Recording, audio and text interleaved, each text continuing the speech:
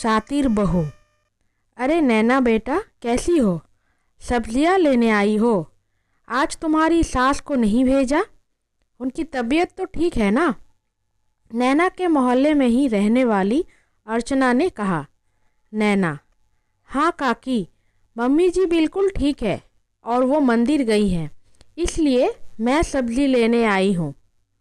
अर्चना जी: बेटा, तुम मेरी बहू की उम्र की हो, इसलिए एक बात कहे बिना रह नहीं पा रही।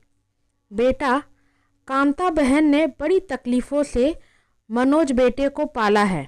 तुम्हें तो पता ही होगा, मनोज काफ़ी छोटा था जब उसके पापा स्वर्ग सिधार गए, तो किस तरह कांता बहन ने सब कुछ संभाला।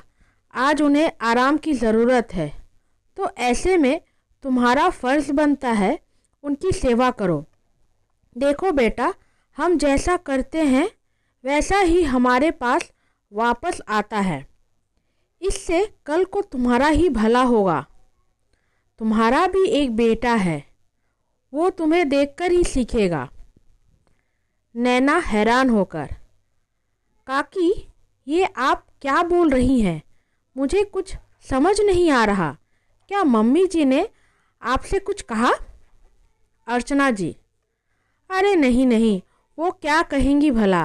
वो तो बस मैंने उनके संघर्ष को देखा है ना, इसलिए ऐसा कहा। चलो अब मैं चलती हूँ, पर मेरी बात पर गौर ज़रूर करना। उसके बाद अर्चना जी चली गई। इधर नैना हैरान यही सोचते सोचते घर आ गई और फिर इस बात को वो भूल गई। कुछ दिनों बाद नैना बस स्टॉप पर अपने बेटे हिमांशु को लेकर उसके स्कूल बस का इंतज़ार कर रही थी। तभी उसने देखा मोहल्ले के कुछ और औरतें भी बस का इंतज़ार कर रही हैं। नैना की तरफ वो इशारा कर आपस में खुसर फुसर कर रही हैं। नैना बड़ी असहज महसूस करने लगी, क्योंकि वो औरतें उसे अजीब अजीब मुंह बनाकर उसके बारे में ना जाने क्या कह रही थी। तभी स्कूल बस आ गई और सारे बच्चे उस पर सवार हो गए। उसके बाद नैना ने उन औरतों से पूछ ही लिया, आप लोग मेरे बारे में कुछ बोल रहे थे क्या? वे औरतें थोड़ा हिचकिचाते हुए कहती है, अरे नहीं नहीं, रोज़ हिमांशु को छोड़ने उसकी दादी आती है ना, आज आप आई तो वही कह रही थी। वैसे आज हिमांशु की दादी नहीं आई, तबीयत तो ठीक है ना उनकी? एक बात बोले, बुरा मत मानना बहन, बेचारी की काफ़ी उम्र हो गई है, उनकी थोड़ी सेवा कर देना, दुआ मिलेगी। नैना फिर हैरान होकर, हाँ हाँ मम्मी जी, ठीक है। वो अपनी बहन के यहाँ गई है, 1 हफ्ते बाद आएगी। ये कहकर नैना वहाँ से चली गई। पर उसके मन में एक सवाल घर कर गया, हर कोई उससे ऐसी बातें क्यों कह रहा था? इसका पता तो लगाना ही पड़ेगा। आने दो मम्मी जी को, उनसे ही पूछूंगी। लगता है उन्होंने ही ये सब कुछ कहा है। 1 हफ्ते बाद जब कांता जी आती है तो साथ में उनकी बहन आशा जी भी साथ आती है, जिन्हें देख नैना कहती है, अरे मासी जी आप? मम्मी जी आपने बताया नहीं, मासी जी भी आ रही है। आशा जी: अच्छा, तुम्हें हर काम बताकर करेगी ये? मैंने ही मना किया था इसे तुम्हें कुछ बताने को। मासी जी के इस बात से नैना को यकीन आ गया कि मम्मी जी ने ही यही सारी बात सभी से कही है। नैना वहीं खड़ी खड़ी यही सब सोच रही थी कि तभी आशा जी कहती है, अब यही खड़ी रहोगी या जाकर चाय भी लाओगी? नैना हड़बड़ाती हुई रसोई में जाती है और झटपट चाय बनाकर ले आती है। चाय की चुस्कियां लगाते हुए आशा जी कहती है, बहू, कुछ दिनों तक मैं यही हूँ और देखती हूँ यहाँ के लोगों का रूप कितना बदला है। आशा जी की ये इंगित नैना को समझ आ गई और उसने सोचा, ज़रूर मम्मी जी ही है इसके पीछे। अगली सुबह नैना सब्जी का थैला कांता जी को थमाकर कहती है, मम्मी जी बस पालक और मटर ले आइए, बाकी की सब्जियां मैं ले आई हूँ। इतना सुनना ही था कि आशा जी कहती है, क्या जीजी जाएगी सब्जी लाने? जब सारी सब्जियां तुम ले ही आई फिर पालक और मटर क्यों छोड़ा? सुनो बहू, तुम्हारे बारे में सब सुना है मैंने, किस तरह तुम जीजी से अपना हर काम करवाती हो। अरे मैंने तुम्हें तो बहुत अच्छा समझा था, पर तुम भी बाकी बहुओं की तरह ही निकली। इसकी उम्र ना सही, इसकी तकलीफ नहीं दिखती तुम्हें? घुटनों के दर्द से यह इतनी तड़पती है, फिर भी बाजार जाना, लड्डू को बस स्टॉप पर छोड़ना, इतना दौड़ाती हो तुम। तुम्हें शर्म नहीं आती? आखिर तुम्हें भी एक दिन बूढ़ी होना है।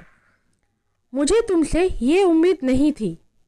मैंने तुमसे इसे और दौड़ाने को कहा था, तुम बस इतना ही दौड़ाती हो। अरे ये बहुत ढीठ है, जब तक इसके पीछे ना लगो ये कोई काम नहीं करेगी। ये कहकर आशा जी जोर से हंसने लगी, साथ में नैना भी। कांता जी, ये तुम दोनों क्यों हंस रही हो? आशा, और तुम ये क्या कह रही हो? आशा जी, हाँ, बहू ने मुझे सब बताया। तुम्हारे घुटनों के दर्द और बढ़ते हुए कोलेस्ट्रॉल की वजह से डॉक्टर ने तुम्हें सैर करने की सलाह दी, पर तुम बस दिन भर घर में बैठकर अपनी सेहत को और बिगाड़ने पर लगी थी।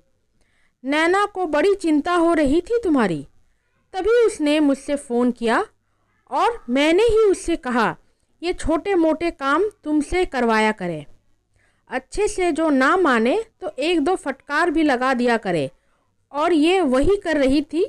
और तुमने जीजी इसके बारे में पूरे मोहल्ले में ढिंढोरा पीट दिया। जीजी, बहू बुरी हो या अच्छी, घर की इज्जत को यूं सरेआम जो करोगी तो नुकसान तुम्हारा ही होगा, क्योंकि जब सेवा की ज़रूरत पड़ेगी ना कोई मोहल्ला आएगा और ना और कोई। वो तो बस मैयत में आकर थोड़ा रोग आकर चले जाएंगे, भले ही उनके घर 1000 कलेश हो, पर तुम्हारे घर के बारे में जानकर उसमें आग में घी डालने का काम ज़रूर करेंगे, और ये मौका हम ही तो देते हैं उन्हें। नैना कैसी है ये तुम्हें नहीं पता क्या? उसके इस बदले व्यवहार को देखकर तुरंत लग गई मोहल्ले में ढिंढोरा पीटने। तुमसे ये उम्मीद नहीं थी जीजी। कांता जी, हे भगवान, ये सब कुछ मेरे लिए कर रही थी और मैं अपने ही घर की इज्जत खुद ही नीलाम किए जा रही थी। माफ़ कर दो नैना मुझे, अब कभी ना करूँगी ऐसा, और सैर पर भी जाऊँगी और अपना फैलाया हुआ रायता खुद ही समेटूँगी। आशा जी, और एक बात नैना, जो ये सैर पर ना जाए ना, इसका खाना भी बंद कर देना, क्योंकि बाकी सभी चीज़ों को छोड़कर ये रह सकती है पर खाना नहीं। देखना फिर कैसे ये सैर पर जाएगी, क्योंकि ये बचपन से ही चटोरी है। सभी ठहाके मारकर हंसने लगते हैं। दोस्तों, इस कहानी में एक सीख ये है कि बुरी बहू हो या अच्छी, उसकी निंदा बाहर वालों के सामने करना उसे और बुरा बना देता है। घर की बात अगर घर में ही सुलझाया जाए तो हम जगहंसाई से बच सकते हैं, क्योंकि आपका दुख सुनने के बाद लोग हमदर्दी से ज़्यादा उसके मज़े लेने में दिलचस्पी रखते हैं, और ये एक उनके गपशप में मज़ेदार कहानी के अलावा और कुछ नहीं होता। जो आपके लिए दर्द है वो उनके लिए मसालेदार कहानी। तो अपने दर्द को वहीं बांटे जहाँ से वो हल्का हो, ना कि दुगना। आप इस कहानी को अगर पसंद करते हैं तो प्लीज़ मेरे चैनल को सब्सक्राइब करें। धन्यवाद। रोनिता।